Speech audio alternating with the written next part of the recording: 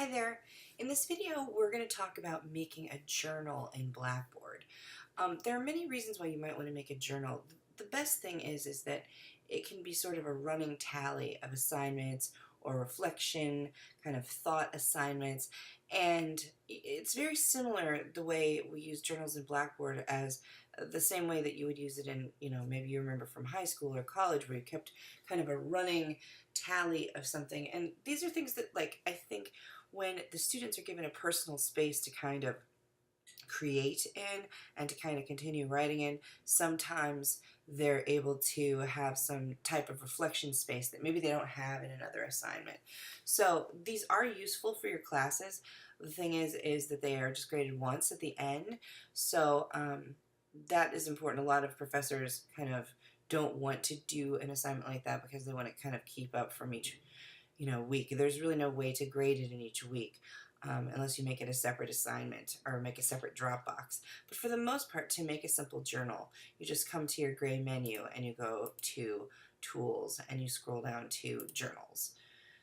So when you click that, you come to link to the journal page. So you want to create a new journal. And what happens is let's just call this the reflection journal.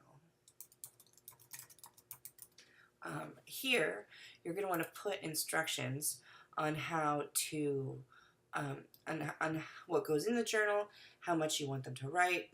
You can put really all the parameters of your assignment or their ideas or what they're supposed to be doing here. So I want to put something in here, let's see, text, just because I want to show you how you're going to do this. So let's see, just want to put a line in here. So let's pretend that this is what your parameters are for your journal. Like the discussions, you're going to want to select this and copy it, because at the same time we make this journal, we're also going to make one link to this journal in the page. So just copy that, and then you can scroll down. If you want the journal to be immediately available, you can press yes. If you want to hide it for a while, you can press no. You can also come down to journal date and time restrictions and use the display after and the display until buttons to be able to hide the journal until you're ready to use it. Now here's another interesting part of the journal settings.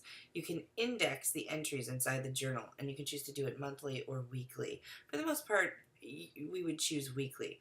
And then the journal, you can allow them to edit and delete their entries, edit and delete comments, permit course users to view a journal, and some of these are set up for if you want to have it so that there's multiple people in the journal. So here you can also decide if you just want to put a journal up as a reflective exercise, as a sort of a formative exercise in your class.